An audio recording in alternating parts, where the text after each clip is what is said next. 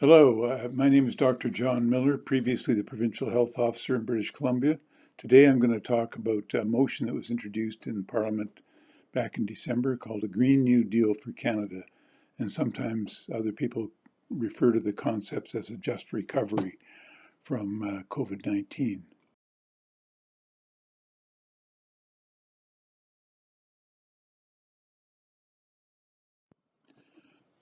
Now, when I first saw this motion last year in December and read through it, it struck me that this had all the elements that we needed to not only create a decarbonized and sustainable environment in Canada, but would also lead to many conditions that would improve the health of Canadians and reverse this terrible dropping in life expectancy that we're seeing.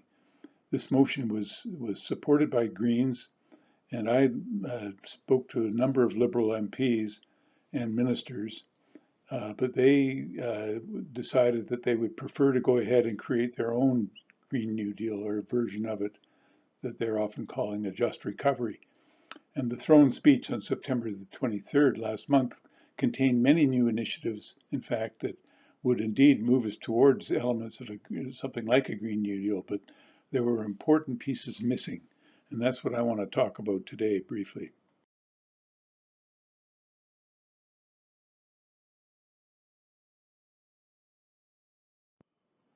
So to start with the biggest missing piece, in 2019, in July, the Parliament of Canada declared a climate emergency and the need to urgently reduce greenhouse gases, and then went ahead, not long after, and purchased the Trans Mountain Pipeline for $9.5 billion. Now, it has become obvious that reducing greenhouse gases is an urgent issue right now. We have no time left. Climate change is already happening. We're getting huge forest fires, we're getting droughts, floods, the sea level is rising, we're getting more hurricanes and big storms, ice shelves are collapsing, and there are any number of tipping points that are occurring around the world that are leading to much more rapid climate change and warming. So we have at the most 10 years to achieve greenhouse gas reductions by at least 50%. And at present, up till now, up till this year, the greenhouse gases have been rising every year.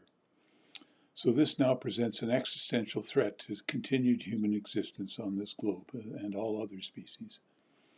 So this government must get the message that they need to stop any further development of fossil fuel infrastructure, whether that be extraction, transportation, or storage of any of these things, coal, oil, or gas, and that includes the Trans Mountain Pipeline. But there are more pieces to this puzzle than stopping fossil fuel development. We'll move on to that next.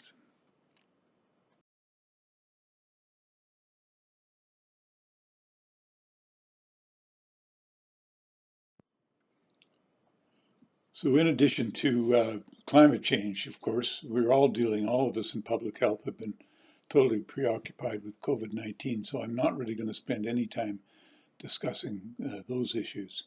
But climate change is the paramount one, but very connected to that and with all the rest is the growing social and economic injustice we have in the extreme concentration of wealth and power amongst very rich individuals and corporations, side by side with persistent poverty, including working poverty. Lots of people who have jobs really still can't afford adequate housing and a dignified life, along with persistent unemployment, increasing homelessness, prevailing racism, including First Nations issues, and many people feeling excluded, isolated, lonely, and with their lives being meaningless, and experiencing despair. And reflecting this, the life expectancy of Canadians in British Columbia is dropping. And this is because the diseases of despair are killing more people than COVID are.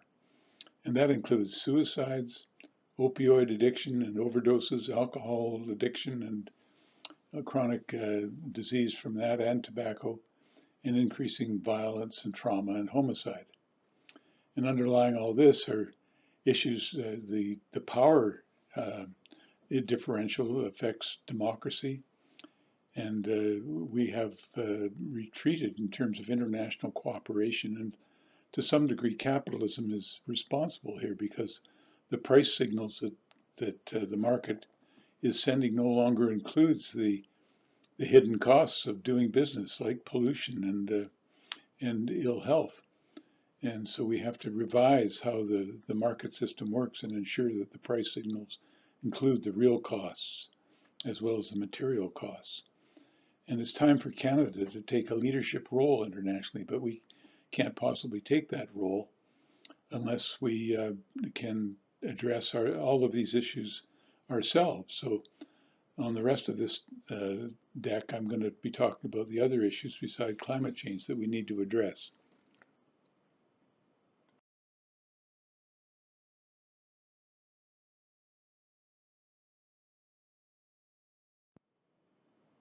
So I'll now go into some specific detail about what we need to do with some of these major missing pieces. On climate change, the number one thing that would work would be to increase the carbon tax up to at least $200 per ton, which recently the parliamentary budget officer has suggested, but some people have even suggested to go as high as $500 per ton. And there really are no good reasons not to do this, aside from the objections coming from the fossil fuel industries. And so this takes political will to do this, and we should be pushing our politicians to get on and raise the carbon tax. That's number one biggest thing we could do right now. The second biggest thing, which I've already mentioned, is to prohibit any further fossil fuel infrastructure development right across the country. And then a major accompaniment to these two is to move rapidly in a transition to a green, decarbonized economy. And the first of these would be to create millions of new, good green jobs. And by good, I mean paying at least a living wage or more with benefits and access to union membership. And this is jobs that are both in the public sector or the private sector and could be producing either goods or they could be producing services. Now, the number one thing here is to create jobs related to a new green infrastructure with renewable energy generation, transmission, and storage connected with a smart grid, further investments in healthcare, in education, and in the care of children, the disabled, and the elderly. Investing in building retrofits for greater energy efficiency, investments in transportation to get into more electric vehicle use and recharging, improvements in agriculture to reduce chemical fertilizers and get more increased food security, work on clean water, clean air, and good food, encouraging industries to produce low carbon products and provide low carbon policies in general, and to invest more in research and development and innovation.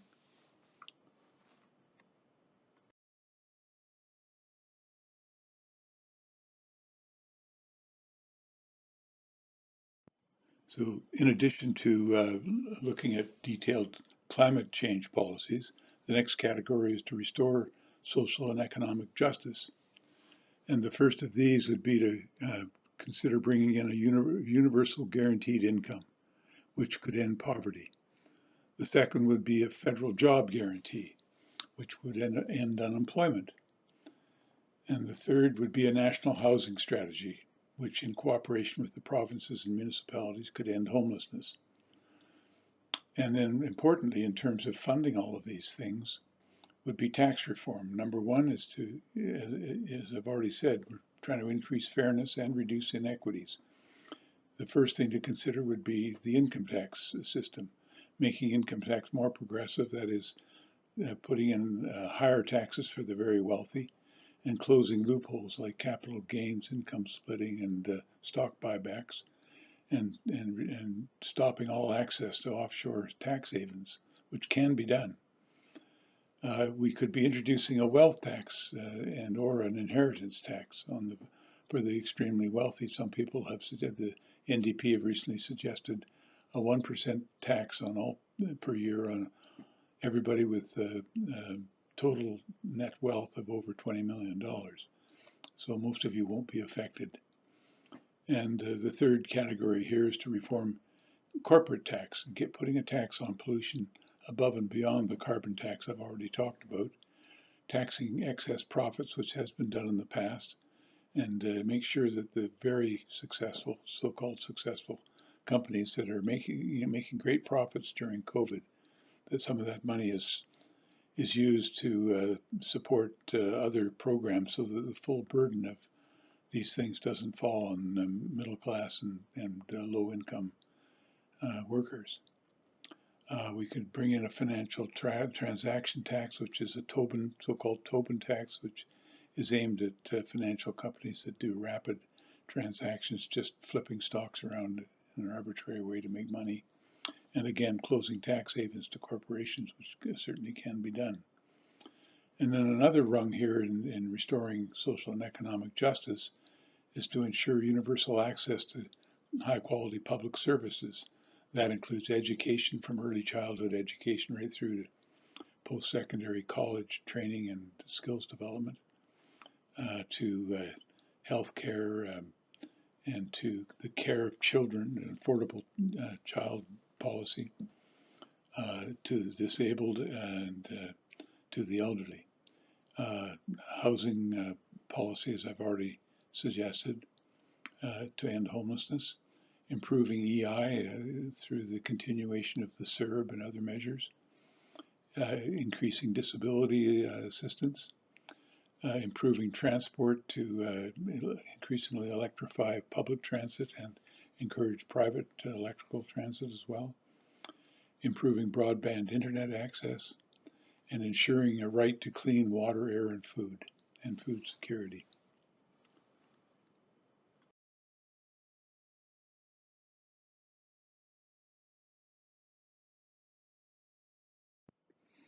So in addition to the ones I've mentioned, we have to obviously include Indigenous issues. And top of the list here is to legislate the rights under UNDRIP and under free, prior, and informed consent for all policies that are affecting First Nations communities. And secondly, to address systemic racism that exists across our society.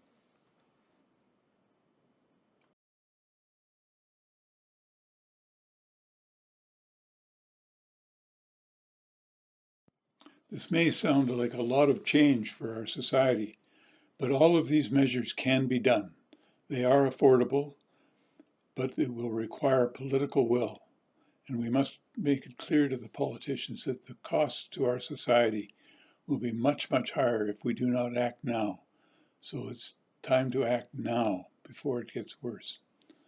And we need to demand an end to poverty, unemployment, homelessness, exclusion, racism, and despair, along with a sustainable environment and a thriving economy with more fairly shared prosperity and a healthier, happier population.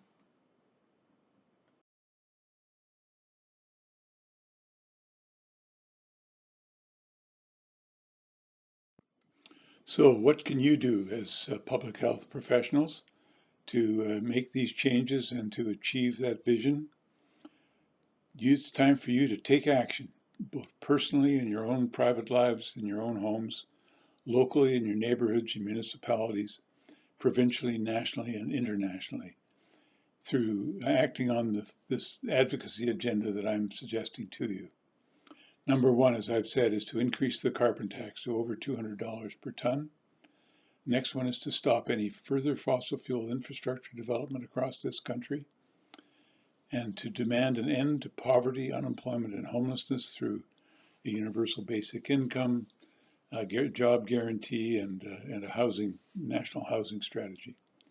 To address Indigenous rights and racism through UNDRIP, and to pay for all of this through taxing the rich, both individuals and corporations, and by giving priority to those workers and jurisdictions, which includes many Western provinces, that are most affected by the end of fossil fuels through retraining and employment for the workers, and then increasing funding in addition for public health, particularly as we've seen in COVID, in mental health and addictions, and in long-term care, and to restore democracy, create a free and fair economy, and really promote international cooperation, with Canada taking the lead to get other countries to commit to similar policies.